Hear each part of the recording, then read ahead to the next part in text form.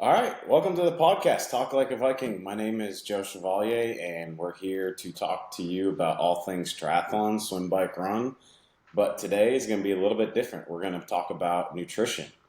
And And let me interject. Not the nutrition that everyone's usually hearing about, Joe. This is going to talk about the other, what we'll call the other side of nutrition. So this is not going to be one of those what to eat while I'm riding no, discussions.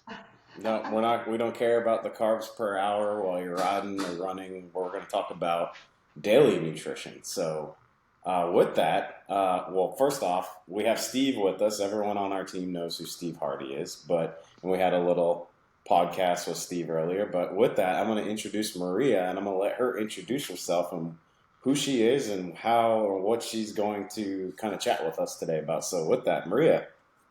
Great. Well, thank you. Hi, Joe and Steve. Thank you for the invitation. So excited to be here. So I am from Guatemala. I moved to the Woodlands about 5.5 years ago, and I'm actually a former gymnast. So I'm not an endurance athlete myself. I have a tremendous amount of respect for endurance athletes, but I am not one myself. And then I married into swimming. I married an Olympic swimmer, so I'm actually a mom of swimmers. Okay. Oh, so you still But kind of know what endurance athlete is, though, with that. I do for sure. It's a wonderful, beautiful sport. I mean, I love sports in general. But my background was in gymnastics. So I was that 5-year-old who couldn't wait to get to the gym and who wanted to Hmm. cancel any kind of activity or event because I had to make it to gymnastics class. No birthday party, nothing. I'm going to gymnastics class and that kind of thing. And So then let by me the time, interject. You failed to mention one thing. You said you're a gymnast, and then you said you married an Olympic swimmer, but you were an Olympic gymnast, right? yes, I Okay. was. So yeah, when you start to get on the team when you're Yeah. 8 and you're like, well, she needs to train 3 hours a day, and mom and dad are freaking out. So I was one of those. Yeah. Because Yeah. when you're 8 and you're training from 5 to 8 and you get home at 8:30, that's kind of a big deal, right? To continue down that path, when I was 12, I left home to move to Houston and enrolled in a gym there, the Caroli's gym, and I started a new school in the 7th grade, and I was boarding with a family, and I was on my own as I turned 12, like 3 weeks after turning 12. And over the years, that level of training eventually led me to Pan Am Games, the World Championships, where I was able to qualify for the Olympics, and that was my story. So I had wonderful memories as an athlete with all the friendships and all the hardships and whatnot. But I was also suffering a lot. I was on the verge of burnout for about 2 years, physical and mental burnout. Yeah. So the day that I competed in the Olympics, so excited that my personal best finished, took off my leotard that night, and I was a retired gymnast. Went from 0 to 100 in 1 day. Then I had that whole identity crisis and the weight gain and all these things. And so, the So thing there that, is probably a lot of there's probably many people that are going to listen to this that will finish an Ironman and temporarily retire from triathlon too, so they know the feeling. They'll cross the finish line and be like, "I'm done. I'm not doing this again." So yes, we understand or that you feeling. have that sense of like, what is my See, purpose in life now? You're just kind of lost. You're in a Yeah, haze for a few weeks, yeah. yeah, I've yeah. heard people talk about that as similar to like a postpartum depression, hmm where competition's over, there's nothing left, and then this depression sets in because there's nothing to work towards. Yeah, super dear. And so, but for me, I kept hoping for that day when I didn't have to train like that. Okay. Well, 20 years later, I realized I didn't need to burn out. If I had had a different type of nutrition, including eating about 20% more calories and actually getting a Mm. cheesecake or a pizza once in a while in a good way without feeling crappy about it, right? I'm gonna Um, like this discussion. you're Yeah, gonna like it yeah. if I had actually trained less, because then we did my genetic test and I have the slowest recovery, genetically speaking, and I was training 33 hours a week, real plus the stretching and all the other stuff I did at home. So I was dying there. And just by the end, I was like, I'm done. But I was months away from the Olympics, so I wasn't going to quit before. I I was like, I will regret this forever. So I just kind of stayed there. But then once I was not a gymnast, I was missing it like crazy because it's a beautiful sport. I mean, Yeah. just the feeling of the layout in the air and landing and the giants. I mean, it feels good. You know, it's an amazing feeling, which is what everybody feels in their sport, or they should. If they don't, they should. You know, otherwise, what are you even doing? Yeah, what are you doing here? Yeah. What are you even doing? Are you running and doing a triathlon just so you can eat? I hope that's not the reason you're doing it. You know, Yes. there should be this intrinsic beauty and reward in the sport, obviously, but it's just really hard to finish out, realize that you have zero nutritional habits, you don't know where to stop, you're like a 0 or 100 person, there's no middle ground for you, and like, what do I do now? You know, so that was kind of my situation post gymnastics, with a huge emotional roller coaster for a while there. That's kind of my background. I think I can relate to that a little bit on the roller coasters, especially when you're putting in the grueling hours. And thanks to Steve, I'm doing Ironman Texas here, and come April. Good. Yeah. Oh, wow. And yeah, it's just you're putting in these grueling hours, especially kind of above and beyond what which is actually kind of tough when you're working. You got a family, and you're pulling pizza out of the oven 5 minutes before this call happens.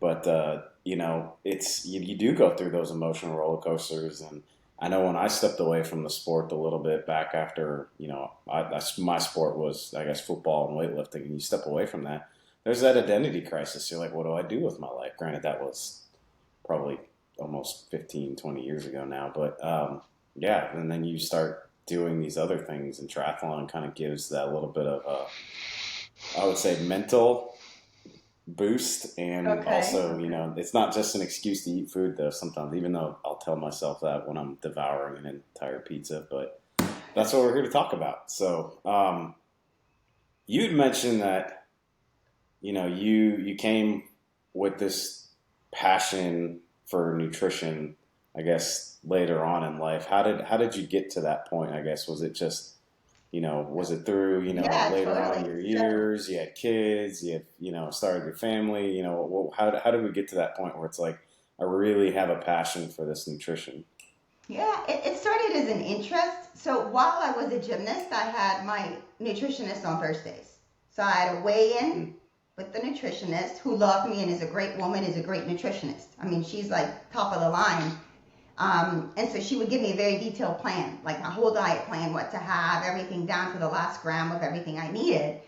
And I would step on the scale. I was trying to be between like 101 and 104 pounds.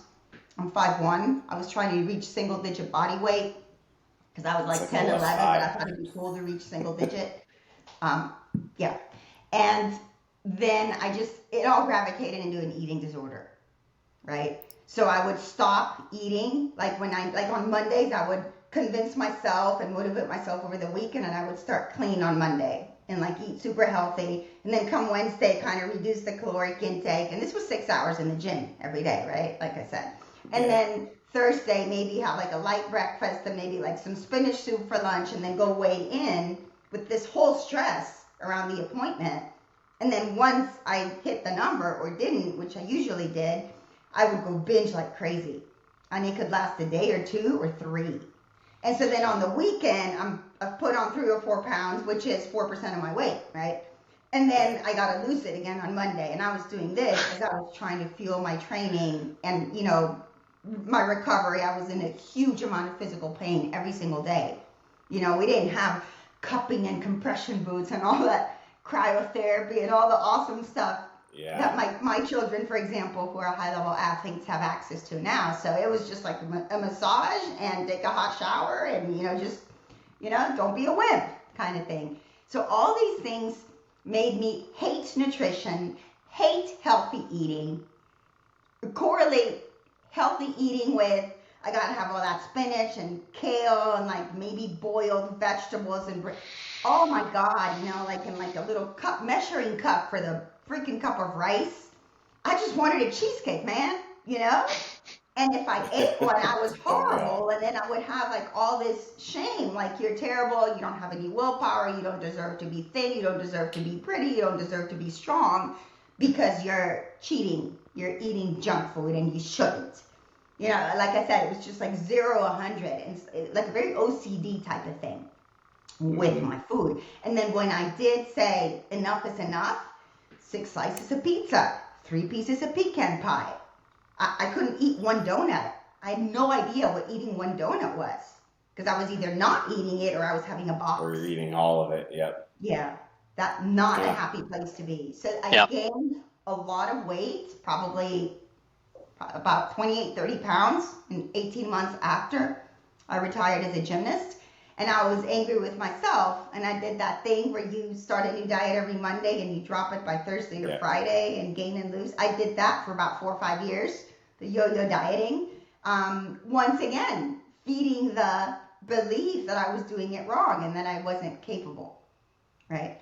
Then finally something started to click. I actually was on a fun trip to Greece with the International Olympic Academy. So now I could talk about Olympic values and the ancient Olympics and kind of learn all the theory and the philosophy behind that. How I was having a great time. I didn't like the food in the place and I wasn't concerned about the food. I didn't know people. So nobody knew me as it used to be this really fit person. Nobody knew what I looked like before. And I was free. I stopped thinking about what I was going to eat, and then we went on the islands, and I wanted to save my money so I could rent a little scooter. So we were kind of like managing our budget for the food, and I started dropping weight. I didn't care about food. I wasn't concerned about it. I wasn't concerned about what I looked like. And when I took that anxiety and that pressure off of myself, you know, 4 weeks, then I go home, and I'm like, I'm looking good. I'm feeling great. And I said, maybe I got it all wrong. Maybe with this all or nothing thing, it just doesn't seem to be working. What if I create like a new reality for myself that includes the salads and the spinach, and it includes the cheesecake and the chocolate mousse, and they all cohabit together right in the middle. And that was my journey for the next few years, learning how to build that in one simple habit at a time. And if I messed up, I totally was okay. And I was like, well, now that I ate this, I might as well have that. It was like, okay, I ate this. Probably shouldn't have. But you know what? It's 60 seconds later. I can reboot right now. And so learning all these tools and techniques over the next year or so, then I started feeling strong and looking good and feeling great. Wasn't arguing with my dad about my weight anymore. You know, because it also depends on who you're doing it for. I was doing it for my coach for the weigh-in, you know, to look a certain way as a gymnast, also to perform well. But honestly, I would have performed just as well with 7-8 more pounds. You know, I didn't need to be and I think there. I've heard multiple stories about people across our community that say like, oh, I'm trying to drop the race weight. And it's just, you know, if they would just concentrate on eating healthier. And you know what? And that's part of the triad, right? What's actually red now, because men get eating disorders too. So one of the things is that you want to be that thing. You think it's important. And I was proud. By the time I stepped into the plane to go to Seoul, South Korea, I had 8.4 body fat as a 17-year-old woman. It was all muscle, and I felt proud of it, but I was totally messed up in here. 8.4? Oh, wow. Yeah. Isn't the average for a woman closer to 20, if not more? Yeah, well, fit for a woman is 13, 14. So, wow. I mean, that's probably the equivalent of a man carrying 5% or less. Oof. Yeah. I mean, it looked great. You just have to be like half dying to maintain it. Yeah.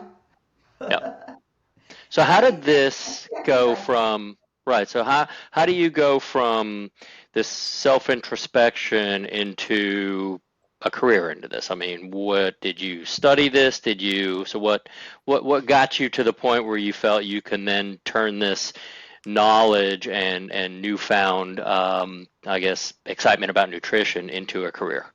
Nothing for a while, for 18, 20 years. You know? Then I went to college and I studied, and I got my master's degree. I kept asking you about the Longhorn because I studied my MBA at UT. I can't say that anymore because I have Aggie kids, so I'm an Aggie now. But I got my MBA from A&M too, so. Sorry? Like I said, I got my MBA from A&M, so I'm not at this Longhorn picture that's behind me. All So right. No, I'm all about gig 'em now. I got my twins at A&M, so it's a big deal. And a third one that wants to go. So I just was reading everything, Steve. I was reading the articles. I was trying things out. I was learning about phytonutrients and the complex carbs, and I was doing all this now in a fun way and applying it to my life. I got rid of my acid reflux through diet because I saw my mom and dad taking medication forever, and I said, I'm on that same path. I'm not going to do that. And so it was just a lot of reading the books that I could. And about 17, 18 years later, I was like, why don't I get certified and actually do this? Because I'm sitting here dishing out advice left and right, and I'm not even certified. Right, Might as right. well. You're sitting on the knowledge without the rights to dispel it. Yes, yes. yeah, And so I did a certification. So it's not a nutritionist or an RD. I was certified by Institute for Integrative Nutrition through the Ministry of Education of the state of New York. And I did that program with the practices and all that. And I started saying I'm going to help women with weight loss because that's what 40-year-old women have trouble with, right? We want to lose weight. We want to have good energy. The body doesn't drop pounds like it used to when we were 28. But little by little, I started working with some young athletes, right? So by then we were in the Woodlands, and my kids were doing, swim, college, not college, but like high school and club swim. And I was like, amidst this whole world of young athletes, and I was like, this is pretty cool. I love it. I mean, I could sit here and just talk sports all weekend, because especially the ones that I know about, right? I can't talk football very much. And then I started working with a couple of kid athletes, and I was like, this is it. This is my thing. This is what you want to do. I resonate with them. I was that kid. Now I'm the mom of that kid. 4 of them actually. I know exactly what they're going through. I know what their families are going through. And they have all of these misconceptions, and they're just looking for a moment to show themselves that they're doing it wrong and they're not good enough.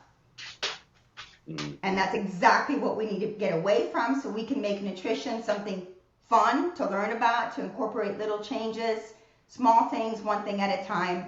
And this can be a good thing. This is not another way for you to punish yourself. So that's kind of like the outlook that I took, and I've been just working with a lot of athletes, and I specialize in the 14 to 18 age group. That's where I got my group. They're amazing. All right, so let's get to the meat of the topic here. So what do you want to talk to us about? Well, I want to talk about what I think is like nutrition for health, right? So I see a lot of athletes, and especially in your community, the way that you're telling me, there's a lot of pre and post nutrition. Okay, so I want to eat this so I can, finish my run or my race or whatever. And I need to eat this during, which is your intra-nutrition. And so you got your gels and your drinks and everything. And some of them focus on post-nutrition, right? Some of them. But nobody's thinking on, what about on a Sunday? What about when I'm not training? What about eating to reduce inflammation? What about eating to improve my immunity so I don't get sick as often? And the way that I talk to them is, well, every time you get sick, can you train well? How are you going to do at a race if you had the flu 2 weeks ago? Because they're still not interested in long-term health. They're still interested in their health so that it doesn't impact their performance. So let's talk about that.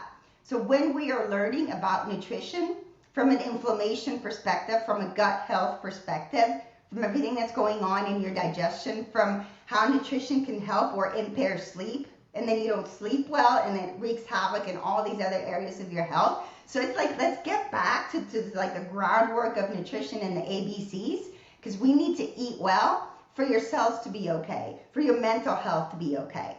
And so that's basically what I teach. I teach a lot of nutrition basics, and for every single concept you teach, we go into mindset, we go into emotions, and we go into 20 ways to remove the barriers to executing.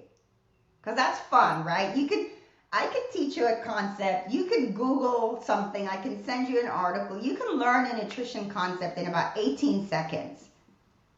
Most of us know things we could or should be eating. And so actually doing it and making a habit out of it and not leaving your life trying to do it That's where the magic happens. So my whole work is around the emotions and the habits around healthy eating. So it's almost like you're not only are you a nutritionist, you're almost like a psychologist here. So you're trying to break down some of those preconceived notions of how am I supposed to eat, and body image and all that other lovely Yeah. stuff that goes along with nutrition. Yeah, I Which love is it. which is I think a lot of people is what they struggle with. I mean, and you kind of mentioned it. We know what we should be doing, or we have an idea, and we may not know down to the level of detail. But for some of us, and for many of us, it's just they just won't or can't, and it's up here, not down here. Yeah. So the pizza. What was your question on pizza, Steve? That you Oh, were. well, you mentioned pizza, and I was just mentioning that we had recently bought a pizza oven, so we've been partaking in a little bit more pizza.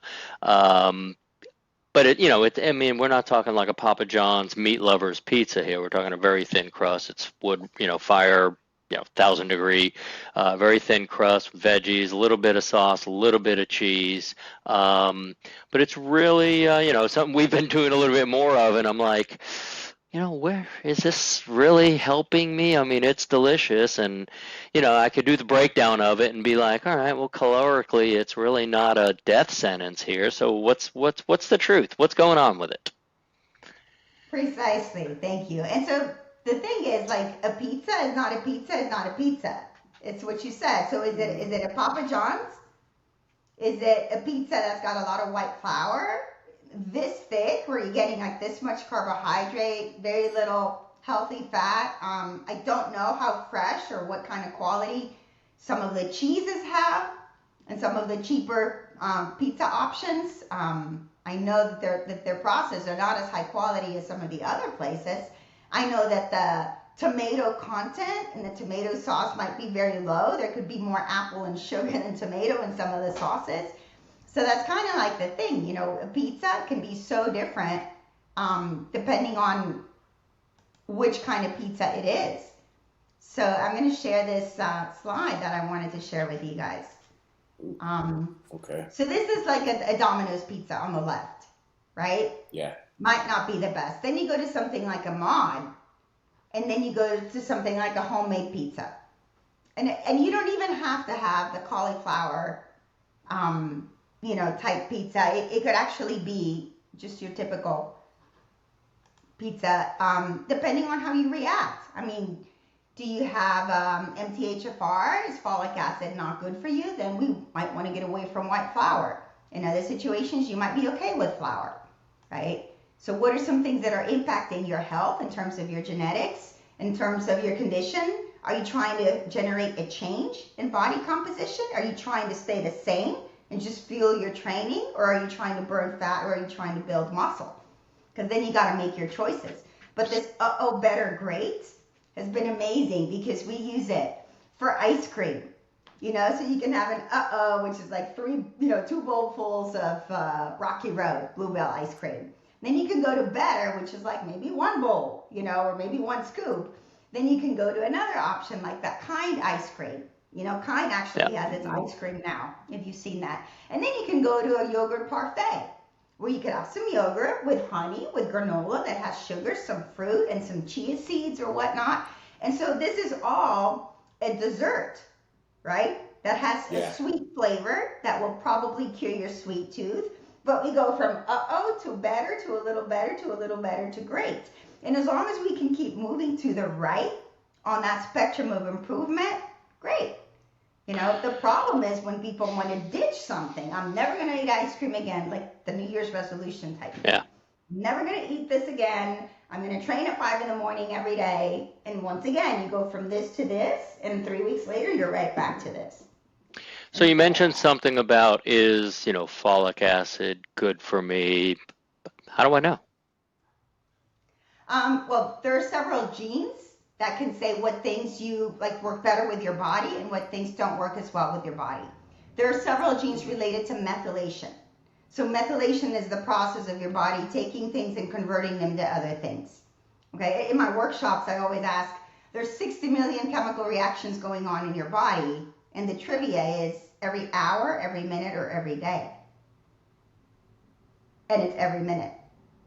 60 million chemical reactions. So some of those chemical reactions are related to us grabbing raw materials, doing this, sending this here, converting all the atoms and creating something else. That's why they tell you that tryptophan, an amino acid, is a precursor to serotonin and melatonin.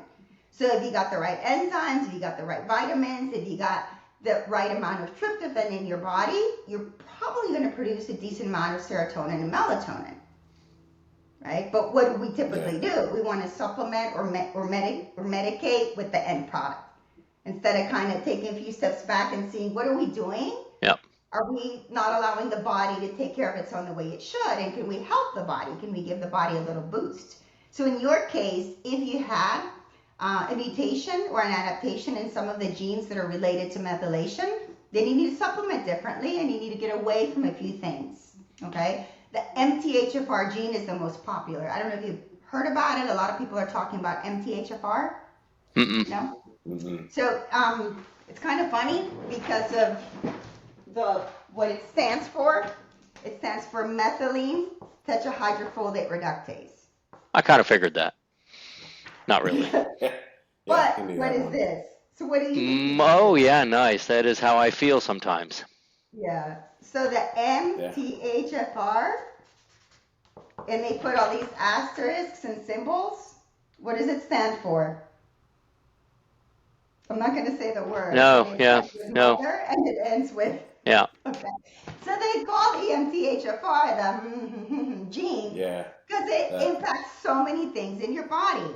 It impacts your ability to break down things such as folic acid and convert it to folate, which is the version of folate that your body can use and absorb, right? Methylation, you might not be able to get rid of oxidants as well as other people that don't have those genetic mutations. So, or you might have a higher need for B6. Like I have very quick clearance of B6. So I need more B6 in my body than the typical amount that the FDA would say, than the average population, because I have increased clearance for vitamin B6. So sometimes something as simple as a genetics test can guide you better as to what to eat and how to supplement. So when I call you and say, hey, I'm looking for nutritional support, and you provide that genetic test to, I would say, your clients, and they can say, hey, we can figure all this out. There's a website to get it from, and I can give you a link and you can purchase it. That's one important thing to do. Some people don't want the genetic test, but they definitely want to work on their mindset. And so we do a lot of work on what's going on, why are you tied to that, and they feel guilty. People feel guilty for being emotional eaters. Oh, it's terrible. I'm an emotional eater. We all are. Yeah. How can we not tie emotion to food, So on the genetic side of things, I guess it would make sense as to, maybe some people out there are like, all right, I was talking to Joe. Joe's, shed all this weight. His performance has gone up. He's told me what he's eating. I've adjusted because he's 20 pounds heavier than me. Whatever this is, it's not enough because what he's getting, his body is reacting differently from the same items I'm putting into my body. So it is not here's how to get fast and strong, one size fits all. Yeah. No, it really, really isn't. Some people need to exercise more as an endurance athlete because of their muscle fiber, and some people need to exercise more as a sprinter because of their muscle fiber. It'll help them perform better, and it'll help them get to that point of burning fat better. Yeah. But I grew up for more than 40 years hearing if you do cardio, you're going to burn fat. That's how you lose weight. Okay. Yeah. But if you have like 2 functional copies of the sprint gene, you need to do high intensity. Short duration, high intensity, that's how you burn fat. Is that part of that genetic test? Yeah, you can see that in the genetic test. Okay. So you're getting muscle fiber type, which will tell you how to work out, and you're getting some of your dietary restriction information from that same test. Yes. Okay. Precisely. Let me see if I can show you this again. If I'm trying to be well versed with your system here. So this is one of the pages on my genetics assessment, and there's a speed and power line, there's an endurance line. I actually have 1 copy of the sprint gene. So for me, my optimal moment of exercising is when I combine my fast twitch and slow twitch muscle fiber because this dotted line is whack in the center. Okay. So I need to do some training as an endurance athlete, some cardiovascular type training, maybe get my heart rate to 65% and maintain. And I need to do some training where I get way up there in the 90s, but I only maintain it for short bursts. My daughters, two of my daughters, their dotted line right here that you see is here. So they have two functional copies of the sprint gene. In their swimming, they could swim the 100 free way better than the 200, way better than the 500. Yeah. And if you got 0 copies of the sprint gene, this dotted line is on the right, where I'm assuming Joe is. Yeah, in our master swim class, we actually have a term. We call that you're either a sprinter or a diesel engine. Right there, you're able to just hold this pace and go for months and years and never stop. And then there are some folks that are they're faster, but they just can't hold that intensity for the duration. Yeah, I mean, I was just talking with my wife after my last swim meet. I'm like, why are the coaches signing up for 50s? Like, he just can't drop time in that. Like, we need to sign him up for the 200 and the 500 and just keep him in those because he's immediately hitting those standard times, whereas the other sprint ones, I'm like, what are we doing here? So he at least got some of my genes, I think, on that one on the endurance end. How old is he? 11 now. So I mean, gosh, okay, yeah. Yeah. It's a whole different there's a world. lot of adaptability too, right? So there is some level of adaptability, but if you think about the fastest sprinters in the world, they both train for it and they're designed for it. Yeah. Okay, so that's the one. And then this woman, this was pretty recent. She climbed Mount Everest many years ago, and she's done all the 7 peaks of the world, the professional mountain climber. And we did her assessment, and it put her way on the right? 0 functional copies of the sprint gene. So she's got a bunch of slow twitch muscle fiber that is not as powerful or as fast, but it doesn't tire as quickly. Yep. And I just told her, well, if you had come out as a sprinter on this genetics set, I would have just crossed out the genetics report and said it was crap, because her testimony is evidence really of what she is. You can't climb Everest having a lot of fast twitch muscle fiber, it just wouldn't make sense. Yeah, you're not sprinting up any of those mountains, Yeah. This is a tool. This is one of the many tools that we use so people understand their bodies better. They get out of that mindset of I'm doing it wrong. Why should I eat pizza? Because it's bad. Well, why should I have carbs? Because they're bad. Well, nothing's bad, right? It's just cause and effect. Is it contributing to my goal or is it taking away from my goal? But I'm not bad for eating it. And the carbs aren't bad and the calories aren't bad. All this good and bad mentality, that's what throws you into disordered eating. Yeah, and I've had that conversation multiple times with folks in my family where they're saying, well, that's bad. I'm like, it's, oh, don't eat that bread. There's lots of carbs in it. I'm like, carbs are fuel. Yeah, there's nothing wrong with carbs. Yeah, if anything, I'd rather have that whole slice of bread versus the entire bad Papa John's pizza over there type of thing. So going through kind of your hit list of things you wanted to talk about, actually all of it I'm interested in.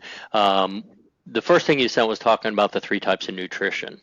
Do you want to touch on that?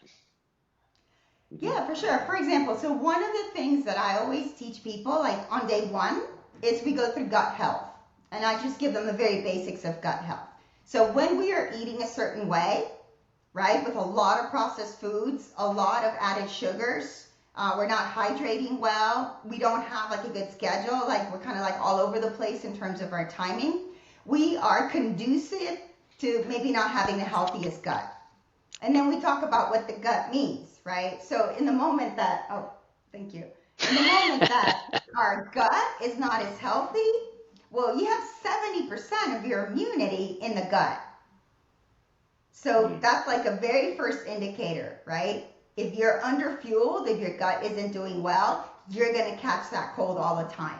It could be a bunch of things, but just a lot of the young athletes that I work with, I got the flu, and then I got this, and then I got this, and then I'm on antibiotic, and I got to interrupt every month because I'm coming down with things.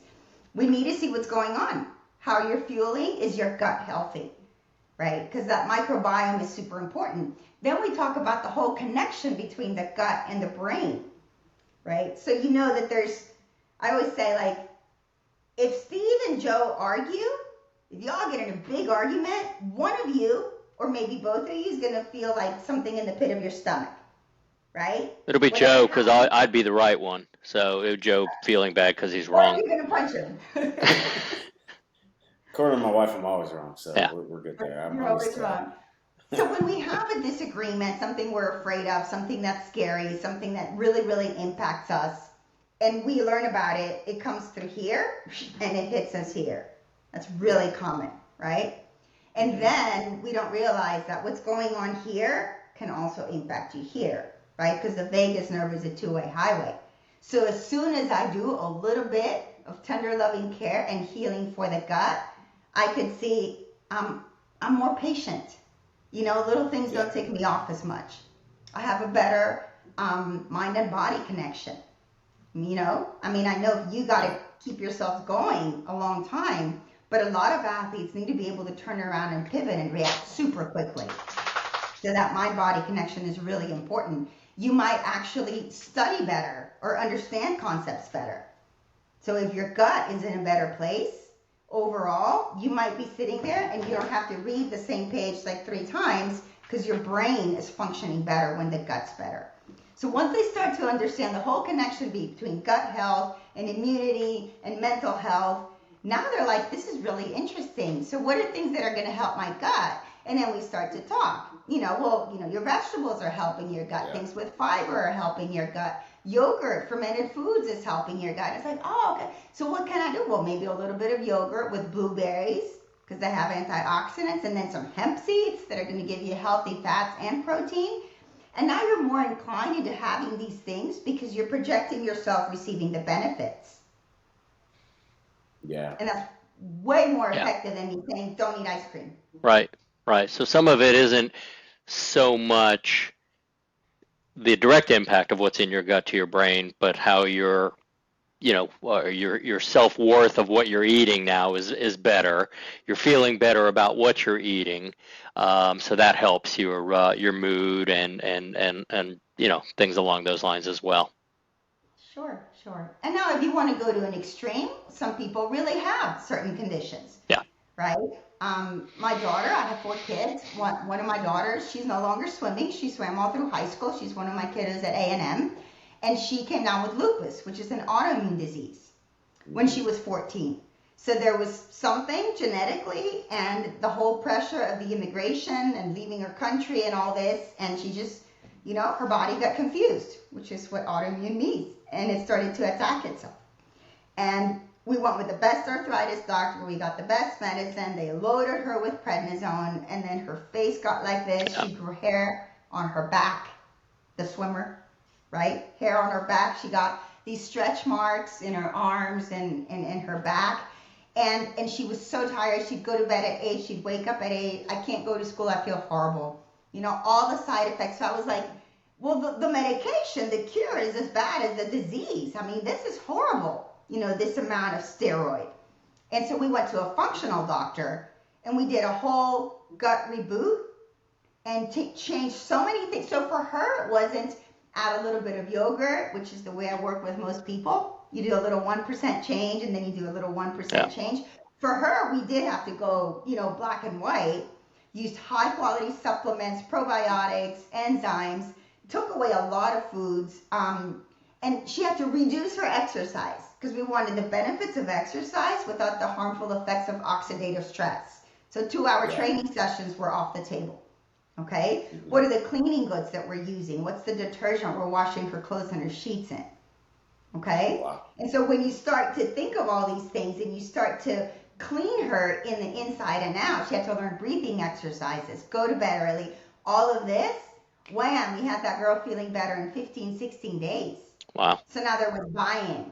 And then you go back to the doctor, the American Western doctor, and you tell him, run the labs, look at her. He's like, wow, what are you doing? Yeah, who is this person? Yeah. This is the same person I saw. Yeah. So then they reduced the medication, right? We weren't going to touch the medication. He's the head doctor. But he was super excited to see her progress like that. And so we went from 60 milligrams to 45, and then 30, and then 15, and then 7.5, and then 6 to 3. Okay. And we just got her balanced within about a year, year and a half completely. And she learned how to eat. So, so a few years later, she went off to college and she cooks for herself and she knows what to do, and she's balanced. And we have that 3 milligram dose, which is 5% of her original dose. And that's so sometimes you're like, oh my God, I didn't know, food is fuel, but food can also be medicine. And so these are some of the things that I like to share, and that some people are like really impressed by that. They're like, wow, I can get rid of my acid reflux. I can improve a lot of conditions. I can improve my immunity. I can clear my skin. I meet hundreds of people in their 20s and teens, and they all got this Roaccutane or Accutane, yeah. Accutane, okay, and then you do a detox, 60 days, eating a certain way, blah, blah, blah. You're going to get rid of at least half the acne by cleaning your liver and doing all these changes, but they don't want that. They want the prescription. They don't want to change how they eat. Right. So talking about that, I guess one of the big enemies of us as endurance athletes is inflammation. So we can eat our inflammation away. Ibuprofen is no longer needed. Talk to me about that. So, funny story here. So, yes, ibuprofen, there's a lot of medication to help, reduce inflammation once the body is inflamed, right? So you get your Aleve, you get your ibuprofen and whatnot, all these NSAIDs. And I read through the literature a few years ago that things like, the beet juice and cranberry juice and all these juices were great, and they were supporting the reduction of inflammation. So I started to buy these juices for my son, and they would spoil in the fridge. He's like, no, I'm not drinking that. I'm not drinking that. And then he goes off to A&M, right, last year. And then he starts to send me pictures of the things they're giving him. And it's like, look at this. And I'm like, oh, okay. Good for you. It's like, yeah, I guess I should have listened to you years ago. So yeah, there's a lot of things that we can do to help fight inflammation in a more natural way. Okay, so we want to do certain things. First, we want to make sure that we cause as little inflammation as possible. And that's where you do, you go to sleep at a certain time, you warm up, you're eating, the best diet possible, you're hydrating adequately and whatnot. And then once you're inflamed, because the way you guys train, there's going to be inflammation, how do we speed up the body's natural healing power? And so that's where we want to flood it with these anti-inflammatory foods. And so you want to get in all of your berries, you want to get in a lot of your avocados, all these nuts and seeds. And obviously, quote unquote, cleaner eating is going to be super helpful. All right. I've also, I don't know if you've heard of the whole thing with cold plunges. That's really popular. What have you heard about the plunging? I watched that whole, that Disney Plus show with, what's his name, Chris Hemsworth, where he jumps in the Arctic water and swims across the lake, and the therapy on cold plunges and all the studying behind that now. So I know that's like the new hot topic thing, and I'm seeing commercials for ice baths and all that. I was going to say, you're as an endurance athlete, if you search and do anything on Facebook related to triathlon, you've seen the ads pop up about the plunge baths that are now for sale, where you can so these baths now, kind of like a hot tub, but they'll go to 18 degrees to 105 degrees. They'll do either. They probably cost as much as a house, but regardless. So now they will support a cold plunge lifestyle as well. All right. So yeah, so you can buy those things, or you can just, put some ice and in cold water in the bathtub and submerge yourself 3 minutes. But a lot of people are so extremist in their thinking that they're like, well, then 10 minutes must be better than 3 to 6. Yeah. Well, after 6 minutes, no. It's not like that. And I Yeah. should just submerge like my whole head and see how long I can do it. It's like this challenge, right? Can I stay in 15 minutes? Can I do this? And they've got their little snorkel. Well, that's not good for the brain, right? You got to be careful there. If you're going to almost freeze or fry your brain, is not a good idea. So yes, we can use the cold plunges. That could be a great tool. You can take your baths with Epsom salts. You can become a master at rolling yourself. That $15 foam roller. You got to roll out your calves. You got to roll out your hips. Torture device you're talking about? Yeah. Yeah. It's just like we don't want to do it, because it's yet another thing that I have to do. But once you start to feel the amazing benefits of it, then we do these little things. Okay. All these recovery processes. The military, right? Legs up. So your legs are extremely tired. What you can do, probably most people in our environment can purchase their compression boots. Yeah. Right. Yeah. And but don't leave them in the closet because they don't do a whole lot of good there. You actually have to be intentional about putting them on and using them. Yeah, putting them on and using them. Yep. And that kind of thing. If I leave them out to remind myself, I get yelled at though. Oh gosh. Okay. So there's a lot of things that you can do for recovery, that you can do to reduce inflammation. You might have, obviously, a higher inflammation marker than most people. There's high inflammation markers genetically. And that shows up in that test as well? That can show up in the test as well. So what we typically want to do is just make sure we get a lot of omega-3. Yeah. Okay, so it's hard. You would have to have, like, this amount of, like, walnuts and salmon, and so I'm very much a food first, supplement second person, which most health advocates are, but some things you really need the some things you need that concentration. You really need like the omega and that kind of thing. So there are things you can do to fight off inflammation too, a bunch of things, and that's an important thing for us to learn as athletes and for the general population as well. All right. So the next thing I see on your list, I want to get your response to this one. I'm going to earn my calories. Come on, Maria. I need to earn my calories. I'm going to go ride for 3 hours so I can have that cheesecake.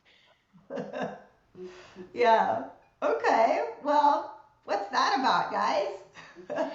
Well, there are pockets of people who do this sport so they can eat. So, What do you have to say about that?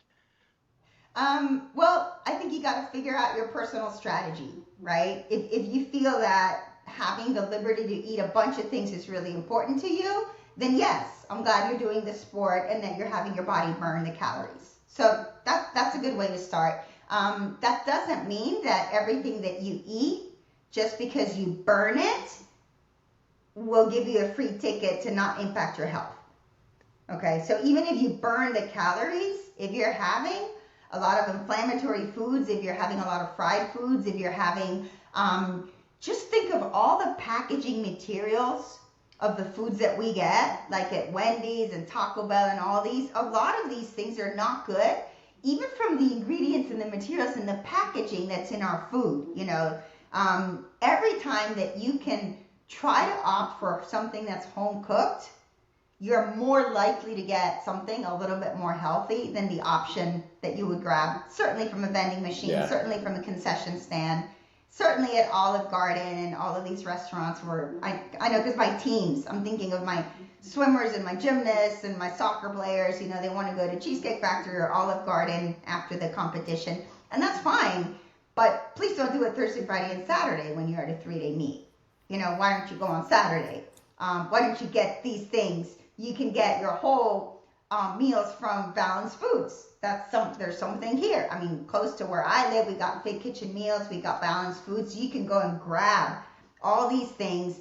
It's okay, it's packed in plastic, but so what? It's going to be better than your Cane's or your Chick-fil-A and whatnot. Yeah. And then once you do go to Chick-fil-A, you can order different stuff at different times. Okay, so basically, going back to earn your calories, if you want to eat a lot, then go ahead and train a lot and burn a lot, but don't ignore the quality of the food that's coming in because of those chemical reactions, because of that inflammation, because of all those underlying factors to your health. Hmm. So you're saying I can't go for a 5 hour bike ride and then just eat McDonald's all day, every day? Have that Big Mac? We gotta concentrate on getting those healthy, um, I would say, I guess vitamins and minerals and all that good stuff in it as well. Well, I mean, you could get that. You could get that. Definitely, you could get that water burger, but you know, every day, every week, it's kind of like how often are you Yeah. going to do that? I had a kid, a 21-year-old from Emory, 6'2", tall guy, great kid, studying pre-med. And we did a detox protocol with him. He was getting really sick, actually. He wasn't really, that's why they called me. And we did a whole detox with the program, because you can do it different types. And then, and he was very intentional about trying to get to bed earlier. That was a huge thing that was impacting his health and his mental health. And after 2 months, he said, I'm a better friend. I'm snapping at my friends less. And I'm sitting there and it's noon and I'm hungry and my car used to go, straight to certain restaurants and I'm going to like Kava. And he's like, I'm craving healthy food. I'm craving like this quinoa bowl, with chicken and salmon and avocado and he looks at me, he's like, Maria, what have you done to me? You've I'm so ruined me, sorry. Maria. Yeah. Yeah. I used to want to go to, Raising Cane's, and now I'm going to, Balanced Foods to get that So he bowl of, started to crave healthy food. So it's got to do with some of that gut health. It's got to do with how we can reboot our taste buds, because taste buds are in and out, in and out. Like every 14 days, you mhm. got a new set of Like taste In-N-Out buds. Burger? Is that what we're talking? Just kidding. So by doing a few things, you could find yourself liking the healthier food better, which is great because I don't want you to rely on willpower alone. I want you to start to enjoy it. That's when it gets fun and easy. Yeah, I mean, so me personally, so last year I went through a kind of a transformation where it was based on clean eating and building healthy habits and so forth. Obviously, some weight training in there too. But it was funny some of the things that I would start craving. It wasn't the brownie or the ice cream. It's like, man, I really would like, I'm hungry for some freaking chicken breast right now. I need some protein. I need to eat something like that. I mean, I could have grabbed some bread and, thrown some jelly on it, but it wouldn't have satisfied what I was, craving. Uh-huh. But those cravings absolutely change when you make those changes. Interesting. Okay, for sure. And women, when we're pregnant, we crave different things, right? So it could be an emotional craving, or it could be like I remember I wanted steak Yeah. when I was eating. I was like, the baby needs protein, and that kind of, I don't know. Uh, Yeah. so super interesting. But look at this. Just going on Joe's comment here. Let me share the very last screen that I'm going to share today with you guys. Is this. So remember my uh-oh better great scale that I told you? Yeah. Just do a little bit better, do a little bit better. Cool. Yeah. So even it's just volume sometimes to start with, right? That's the Yeah. first step. And then maybe after you've cut down and gotten to the great volume, then you can start making the choices, better. Yeah, Maybe you're for doing sure. the And then, grilled chicken at Chick-fil-A instead of the fried and so forth, right? So Yeah. it's baby steps. And I've had people ask me before, and I always tell them, I said, you can't change everything at once. You'll fail within a week. I mean, do something simple like cut out colas. Just stop that just for initially, right? I mean, that'll have a huge Mhm. impact in the short term. But if you cut out colas and you cut out the fried food and you cut out bread and you cut out, you're not going to make it. You're not going to make it at all. Yeah. If you just try to start eating your apples, bananas, Yeah. and broccoli with a chicken breast, and you've been eating hamburgers and hot Yeah. dogs and You're not going to do it. You potato gotta, salad, you like know, it's not gonna work. it's a Yeah. process. It's not an immediate fix, and you're not going to change it all at once and be able to stick with it. of course, yeah. And actually, so if you go to my website, thepowerfulathlete.com, there's a guide we put up like 6 weeks ago, and it's called Athlete's Guide: What to Eat During Travel Needs. And you can just download it right there, and it says if you can't pick a better restaurant, pick a better Yeah. meal. more of this, less of this. It's got like all these things you can do because so many people need to travel for a meet. So not only are you competing, but you don't have the comfort of your fridge and your food at home. Yeah. So that's a tool that they have found very useful. And we got, Yeah, potato chips. There's that's kale chips at definitely, Chick-fil-A. yeah. And I can say as a parent of young kids that are now getting into the travel sports where you're going to these swim meets, you're going to my daughter's in cheer, you're going to these cheer competitions. Um, you're kind of at the beck and mercy of whatever town you're in to kind of figure it out.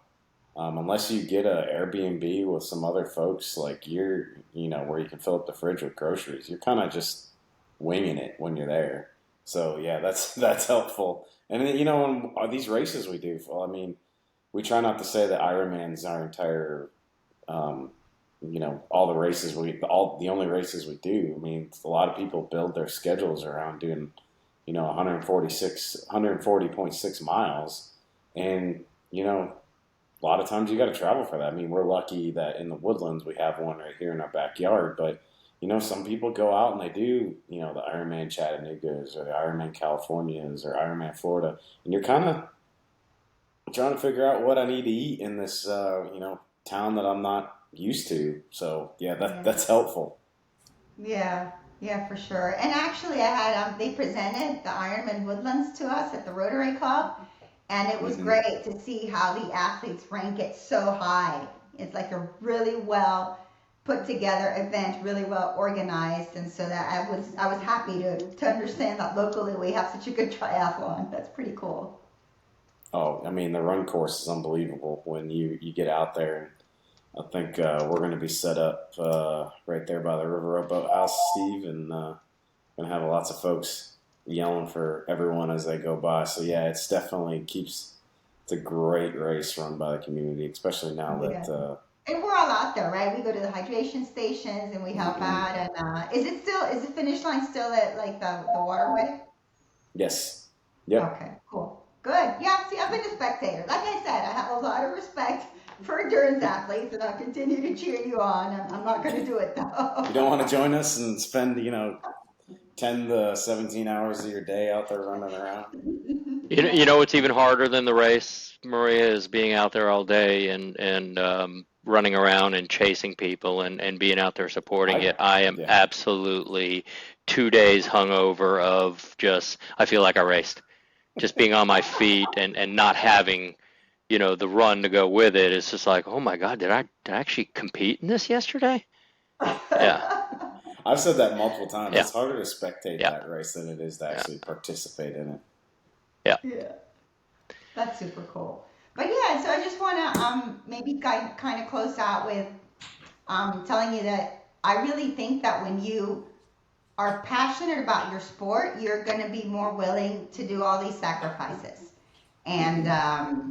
I love to see people really, really love and enjoy their sport. And I love to see families bringing their kids to do sports. And I am actually, I think competitive sports are great as long as we know how to focus it in the right way. All right. Like as parents, the kid might start to feel that some of that love and respect from the parent is conditioned to their performance. And so as parents, we Hmm. got to be careful not to do Yeah. that. As the mom of competitive athletes, I got to be careful that I make sure that we talk about other things too. That I'm proud of you for small things, for being, mom says, oh, your daughter helped my little girl, encouraged her to take the advanced algebra program. She was scared and she gave her words of encouragement. That is like a huge thing. That's way more important than doing your personal best and dropping seconds in a Yeah. 200 breaststroke. Yeah, This your is, value is not based on that one thing. It's all the and little it's things. so important. And as an athlete, as a wife of an athlete, as a mom of athletes, I have an uncle who competed in the 72 Olympics. I mean, there's a lot of athletes in my family. I still You got think you need some to good understand genes, you're the apparently. person first and then you're the athlete. So I want to do a quick share of your website here. So if anyone wants more information, obviously we'll put a link in the podcast as well. But Maria's site is thepowerfulathlete.com. Mm-hmm. A lot of information out here, way to contact Maria with any questions there. So that is available. Like I said, we'll put that in the links under the podcast. And then I gotta pay some bills, so I'm also going to highlight our team sponsors real quick. Our sponsors this year for Valhalla and Valkyrie Racing, we have our level 1 sponsors on the page and our level 2 sponsors, and we want to thank them for the services they provide us. Wonderful. Yeah. Wonderful. Sponsorship. Well, I guess with that, Thank I you guess so we'll much, close it out. guys. Yeah. Yeah. Thanks for coming on. I appreciate you coming in and chat with us about nutrition a little bit and the more holistic approach to it. I really hope some folks reach out to you here in the near future to talk about that, especially when it comes around, our genes and Yep. what that actually, how that affects our nutrition. So is that genetic inflammation, testing information on your website, Maria? No, but you can email me or you can go to my Instagram is easy too. It's at Maria_the powerful athlete. Okay. And we can, I don't know, is there a chat here? You can send it over to us, and we'll put the link in the podcast as well. Yeah. The thing about that genetics test, it also shows you your recovery. I have the worst recovery. My delayed onset muscle soreness is through the roof, and I'm the slowest body to recover, genetically speaking. Huh. So you can even know whether, and I've had kids like get the result, and then they go to the coach and they go, I'm not wimping out. I really am that tired. Here's my note. Yeah. But super cool. Well, congratulations. I love what your team is doing, and I love the impact you're having on the community. So I was very excited to get to meet you guys. Thank you. Thank you very much, Maria. Yeah, thanks, Maria. And we'll put all of your contact information on the YouTube video and on the podcast, on Apple Podcasts and all that, so people know how to reach you.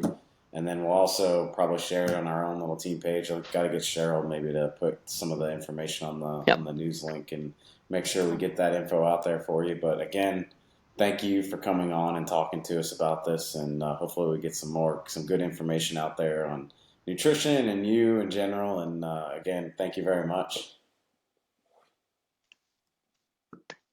Thanks, Maria.